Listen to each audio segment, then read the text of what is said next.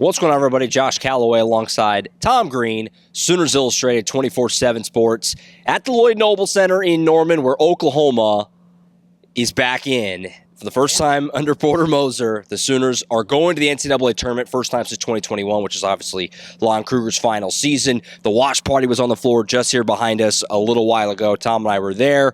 It got a little tense-ish. It took until the fourth region for Oklahoma to be announced, but they finally were in there. They're going to be a 9 seed. They'll face UConn in the first round. Tom and I will get some instant reaction on the matchup and kind of all that in a second, but Tom, just start off the fact they're in. I mean, we felt really confident they were going to be coming into today, but after last year, you just you want to see it on the screen, see it in the bracket, and there you have it. They're in. They're a 9 seed. They're going to the tournament for the first time under Porter Moser, and you could tell it just a kind of a weight lifted off of Porter and this team and kind of this program, really. Yeah, I mean, if you watched Porter when they announced Oklahoma, he just kind of shot up out of his chair. I mean, they obviously felt extremely confident that they were getting in today, especially the way they've played down the stretch this season. But just to kind of get over that hump and hear the name called, it has to feel good for them. Personally, I was a little surprised that they got all the way up to a 9 seed. I thought they would probably be a 10, maybe an 11 at worst. But, I mean, they earned that. The way they've played the last few weeks, they've earned that chance to compete in the NCAA tournament. No doubt. They're playing their best basketball at the right time, which is kind of the cliche, but it's true. I mean, since the LSU meltdown and subsequent Florida blowout, they've played really well. They only lost them into Kentucky twice by 1 point each after the close loss in Oxford. Got the big wins when they needed, and they solidified it with that win against Georgia in the SEC tournament last week. That was the one they really needed to really feel good about it, and they went and they got that job done. All the credit in the world. Everyone in middle February when that LSU game happened thought this was probably over, and this program was probably going to need whole-scale changes in the offseason. They turned it around. They didn't think that way. All the credit in the world to Porter Moser and this team for not giving up and continuing to battle, and they're playing really good basketball right now, and they're back in. Specifically, Tom, for the guys who were on the team last year, and Sam Godwin's hurt right now, they're hoping he can maybe come back. Porter Moser said he's progressing every day. Their game isn't until Friday, so you have a little bit of time. But for him and Jalen Moore, who we talked to in that interview is on the YouTube channel, I mean, just the difference in a year of the feeling of this time last year whenever they get left out of the first team out, as Porter said, that they were in every projection all year long until that Sunday when the bracket actually came out. A long road back for Jalen. He came back with the goal to make the tournament, and he's back. Got to feel pretty good for him and Sam Godwin, both those two guys who were key pieces last year, who had their hearts ripped out, who now get to go to the dance. Yeah, for Sam, you have to kind of hope that he gets that chance. Yeah, he was a big part of getting here, obviously. And then for Jalen, Porter shared a story with us that when Jalen had put his name in the NBA draft, Porter went and flew down to Miami and saw him because he had a workout there, and Jalen informed him that, hey, I'm coming back for my senior season, but we have to make the NCAA tournament. Yeah, and that's been the mission statement since day one.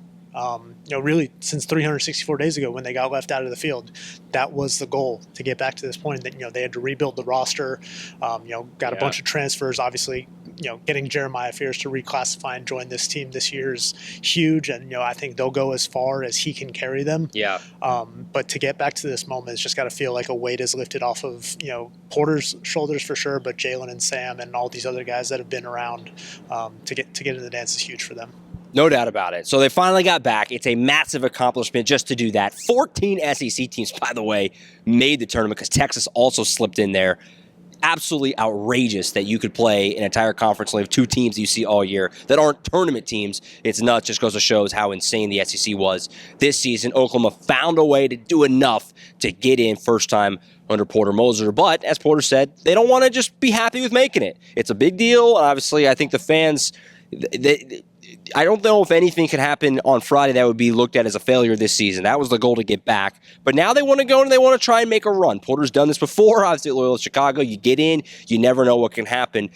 Let's look at the path a little. So it's UConn up first, obviously the 2-time defending national champions. They're obviously an 8 seed. They're not as good this year. They still have a lot of talent, though. There's still some pieces from that national championship team a year ago that are still on the team. Liam McNeely, one of the best freshmen in the country. That's a fun matchup with Jeremiah Fears. The 1 seed that they would theoretically see is Florida, who I mentioned. That was kind of the last game before they really started to turn that corner. Florida beat the brakes off them in Gainesville.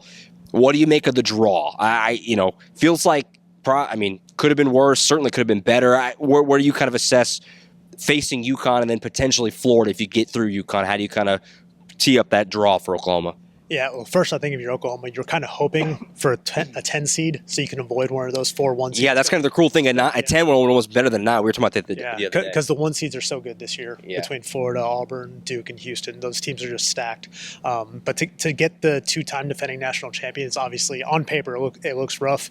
UConn has been a little bit up and down this season. Mm-hmm. Their offense is a little bit better than Oklahoma's, but Oklahoma's a little bit better defensively this season. So we'll see how that shakes out. But again, I think Oklahoma has a chance if they play the way they've been playing these last 3.5, 4 weeks. They've played really well.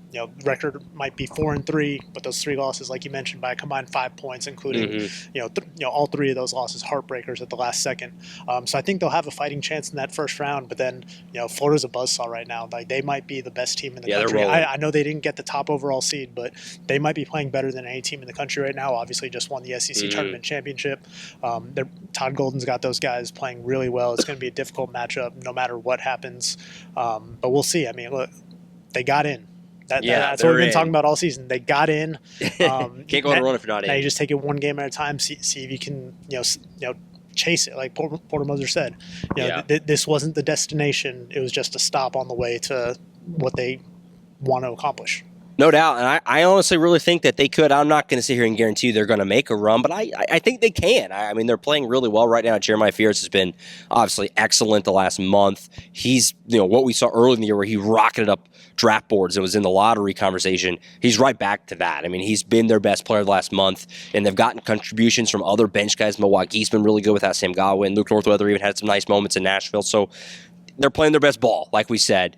I don't think the draw is that bad. I mean, it's not great, but I mean, UConn's not nearly what they've been. Obviously, that's stating something obvious. And then, Florida is piping hot. They're a 1 seed. Okay, nobody who's a 1 seed is not going to be good, but they're clearly the 4th 1 seed, at least in overall body of work. Not necessarily how they're playing right now, but in overall body of work. I mean, Auburn has been what they are. Duke's got the best player in the sport and is playing great basketball. And then Houston is that's a nightmare matchup as well, it feels like. So, I mean, I don't think it is as bad as it could have been. It could have been better, but I don't think it's awful either. I guess that's kind of my assessment of the draw. And we'll see. Oklahoma, UConn, try to get some revenge for the baseball program. I guess UConn knocked OU out in the NCAA tournament in baseball last June, and we'll see what happens now on the hardwood. But they're back in Raleigh, North Carolina. Never mentioned that. Should have said that at the top. They're going to Raleigh, North Carolina on Friday. Tom will be there. We'll have lots of coverage to come. Also, with the podcast tomorrow, we can pull it apart a little further, but just kind of you knew they were in, but until you saw it didn't really hit, and Oklahoma's going back to the tournament. It's a big accomplishment. It's hard not to just feel good for Porter Moser in this program. A lot of dark days, a lot of lows. Today's a high, obviously. Yeah, I mean, credit to them because, this season could have easily unraveled after that LSU loss and the way it happened, 5 straight losses in February. But, they've stuck together. Porter Motors has talked about it. They've kind of leaned on an old Japanese proverb that, fall 7, get up 8. And, they've done that time and again, even in some of these losses. You look back at that, second round loss to Kentucky and Nashville, they were down double digits with a minute and a half left and took the lead. Before Tagovailoa ripped their hearts out again, but this team is believing. They haven't given up, and like you said, they're playing some of their best ball. Jeremiah Fears is playing like a lottery pick right now, and as long as he keeps it up, this team is going to have a chance. No doubt about it. We'll talk about it more on the podcast tomorrow. Obviously, lots more coverage to come over to Oklahoma at 247sports.com. And again, Tom will be making his way to Raleigh, so boots on the ground coverage of the NCAA tournament is on the way. So now's a great time to jump aboard Sooners Illustrated, Oklahoma at 247sports.com. And again, Porter Moser, Jeremiah Fears, Jalen Moore interviews right after the selection show watch party are on the YouTube channel right now if you want to hear from those guys and their immediate reaction to the draw and finally getting back to the NCAA tournament. That's it for now. We'll see you next time. Podcast tomorrow on Monday. For Tom Green, I'm Josh Callaway signing off from the Lloyd Noble Center.